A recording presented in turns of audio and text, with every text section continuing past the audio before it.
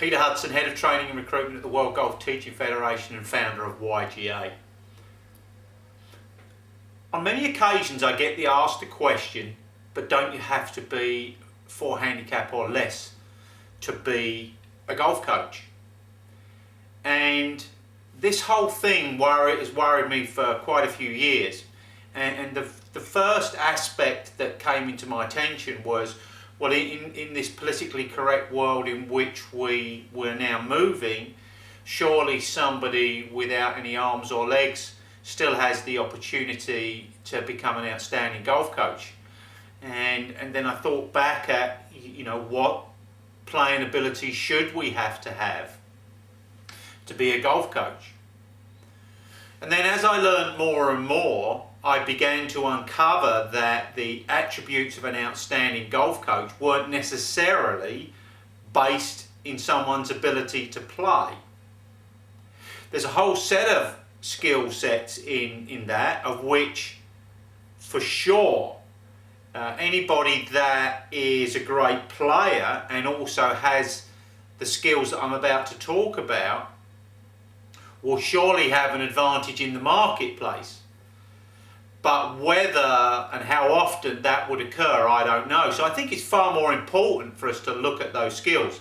As part of the course that we do here at the World Golf Teaching Federation of Great Britain and Ireland is to come up with actually 32 skills that we think are most important about becoming a golf coach. And then towards the end of the training, we actually try and find our top 8 and put them in some sort of order.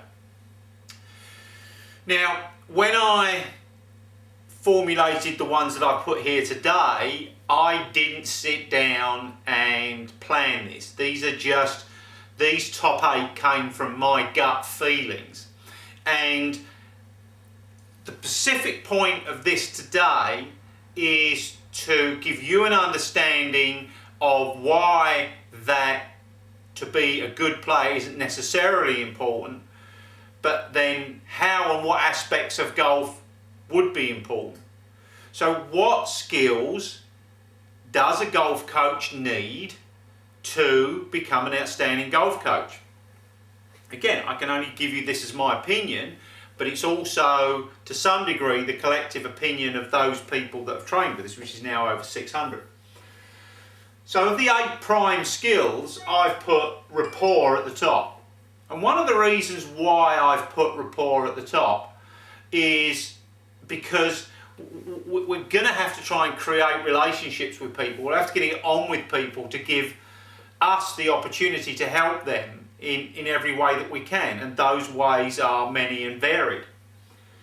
One of the main ways that we gain this rapport with our clients is not necessarily a neuro-linguistic programming technique, although a lot of my training comes from that background. It's just very simply based in intense fascination. So if we have a client and we treat them completely as a blank canvas and we're eager to find out what it is that they want, why they want it, what drives them, what commitments they're prepared to make, what commitments they're not prepared to do, what they've done in the past, what's that's given them, when did they learn very well in the past, and within the bounds of that, just being intensely fascinated by them, then we should get the rapport out of that. And of course, as we build on that rapport and grow that rapport, we're going to build lasting relationships.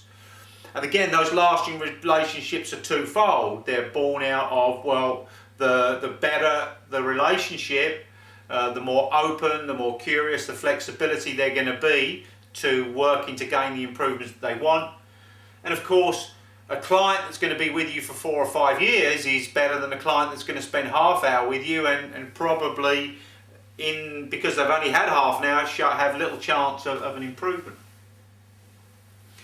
The second thing was to know how people learn. Again, we covered this on a training last week and the various aspects about how people learn. Sometimes from very scientific information given to us, from learning from the ball flight, by learning from where we put our awareness, our attentional focus, whether it's in the target, in the ball, in the club head, club face, club shaft, or whether we put it in our body. How we learn through repetition, whether that repetition be blocked or random, and some better descriptions of random and blocks. And even how, to some degree, demonstration isn't anywhere near as powerful as we maybe thought it was scientifically. And yet, no matter what percentages people say that we learn quickest and fastest, whether it's big picture or in detail, when everything is put together, when you get a little bit of everything going on in the right proportions for that person, then that learning really takes place. The third is knowing what there is to learn. And the technical possibilities of this are just endless and ever changing. So again, I think that one of the concerns about this area is that we don't need you to know everything there is to learn, because that's very encyclopedic. In other words, if we know somebody wants something and they're not getting it and we know what they currently do, then we can go and research what can be done in that area. Now for me, despite an awful lot of technical learning that I didn't really start to fully comprehend every nuance until I came across the golfing machine. And I think the golfing machine is an absolute essential of that technical area, but it's by no means still the only source. And I think out of the questions that TGM asks, you will get further questions to ask even of TGM. And the great thing about TGM is that they're forever expanding, forever looking at their material. But I don't think there's anything that currently more ties in to the anatomy of the body and how the anatomy of the body works, biomechanics. So I think that we're more likely to get the answers from that source and then reference the other sources. The questioning and listening skills, we already got a glimpse of how important they're going to be to rapport and understanding their client. But nevertheless, we need to train in these and practice these and get feedback on these. Talking about feedback, probably for me, for those that have met me before, this is what changed my ability to be an outstanding golf coach more than any particular field. And it's amazing how it brought in so many aspects of neuro-linguistic programming, so many aspects of learning, so many aspects of communication, so many aspects of understanding people and being able to build relationships. Learning how to deliver feedback, how important feedback was to how people learn. And then doing this very effectively was just massive. The egoless state, it's just colossal. You'll find this really coming up in sports psychology these days, where people talk about being in the present and being in the now, and not allowing the past or the future to affect us, to just experience what we're currently doing. This affects us as a coach, our ability to be in this state an awful lot of the time, because out of that egoless state we can give better, accurate feedback without getting emotionally involved. And I don't mean that's not involved in the relationship, but certainly not defending or attacking what it is that we're working with and what we might be adding to the guiding process of the client. Egoless states, as far as when we're playing and performing, is again a huge aspect of what's going on there.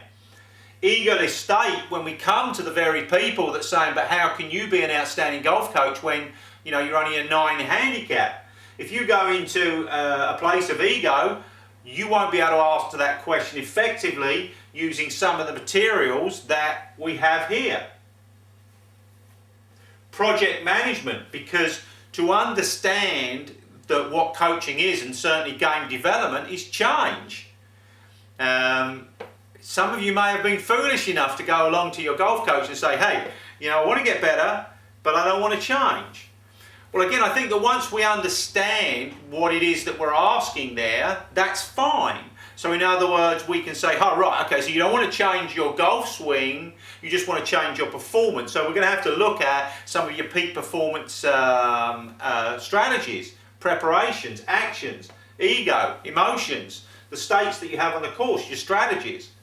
But if we're going to manage the project, whatever it is, whether it's a technical or whether it's a performance without the golf swing, we're still going to have to measure the level of performance that you currently have, and then manage that change through coaching plans, through delivering feedback, through checking, through offering video systems, through offering communication systems, offering online webinars, offering all the support that you need to manage that product. And then lastly, in my 8, walking the talk. And again, this has really come to light a little bit on the back of the mindset and Jackie Reardon and the work with her. I didn't really realise the importance of this walking the talk aspect. And I mean walking the talk of everything.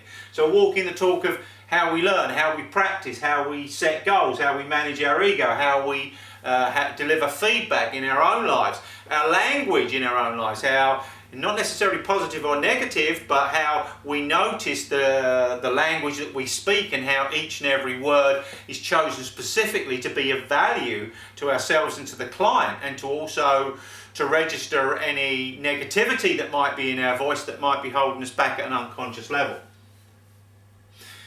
And while I was thinking about this walking the talk and this particular question, then for me, the key value of walking the talk as far as us being a golf coach, or anybody being a golf coach, whether they're a total beginner, whether they're handicapped, whether they're a 9 handicap or a 28 handicap, is that we should be on a scratch goal. So I think what I mean by this is that if we're fully to understand the client and what they're going through and the whole process, and we're going to increase our knowledge of all aspects of this, we must ourselves be trying to get better at golf. And more specifically, we must go for the scratch as a minimum, because we believe that everybody has all of the resources on board to achieve anything they want. And I certainly believe that scratch handicap is available for everybody.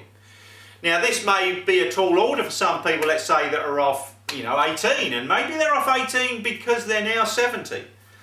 But nevertheless, it's up to us to be able to look at ourselves with a blank canvas and find out where it is that we need to improve. And along with this, what has to happen then with this new goal that we're going to set for the WGTF coaches is that they must have a buddy coach. They must be working with somebody. So in the future, as we take people on, everybody's going to get a buddy coach, somebody that they're in training with to work alongside with, and then also a qualified coach to support that action as they on that path. So that might mean at any one time, one of our coaches will have all of these skills and be an incredibly outstanding golf coach, but that will be supported by the fact that they're already on a scratch path. Now, they might be working now 60, 70 hours a week coaching, so the amount of time that they allot to their practice and their change might be smaller, but it will still be project managed with an egoless state, getting quality feedback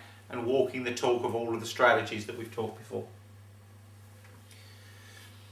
So look, to you guys and girls that are watching this videotape, this might actually make sense, but there's a lot of people out there with different perspectives, and certainly if you come across one of these people, then the question that I would always ask is, well, what do you want out of a coach?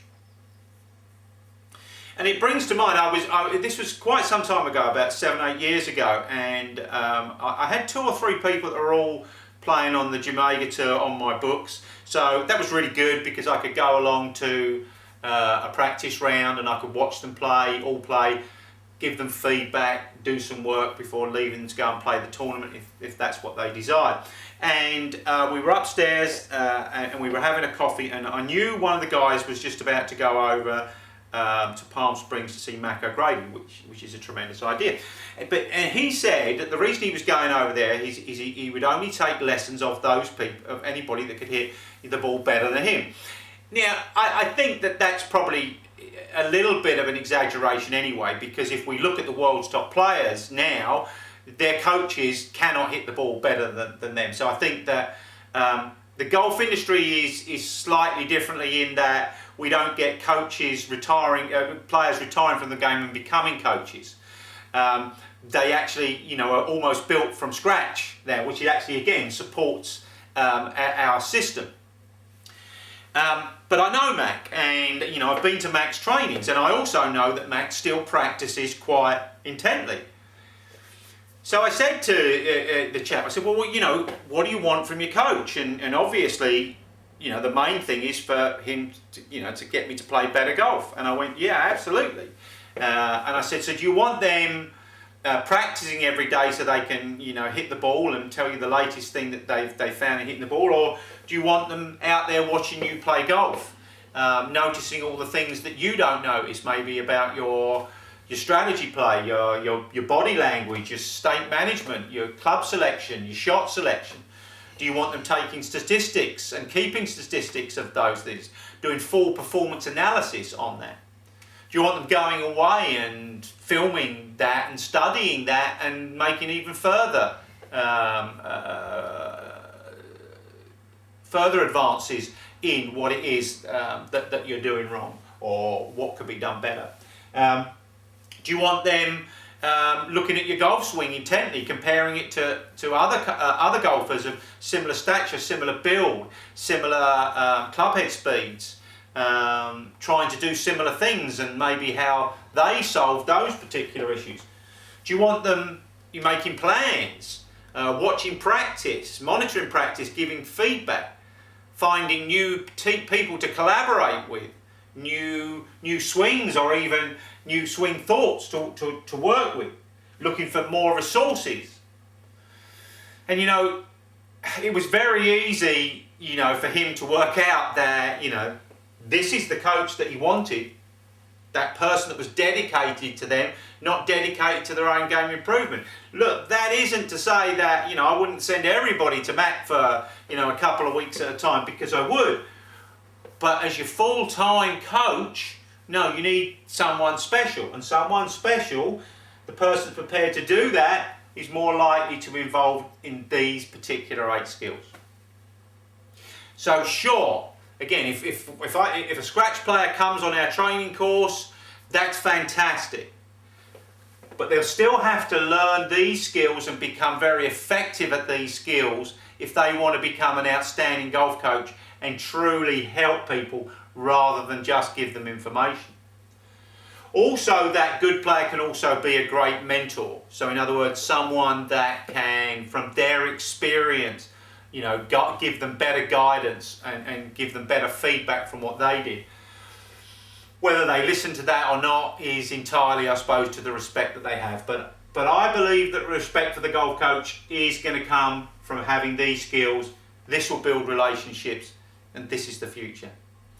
So look, I don't know whether that helped you at all understand what it is that you're about to be doing, or what you're thinking of doing, or deciding, well, hold on, I was basing this on me entirely being out to play golf.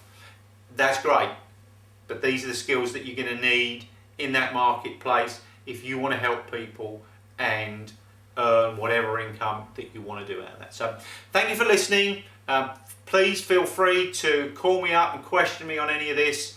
The number is 07939 584 010. Just leave a quick message and I'll get back to you. Once again, Peter Hudson, Head of Training Recruitment, World Golf Teaching Federation, and founder of the YGA. Thank you for listening.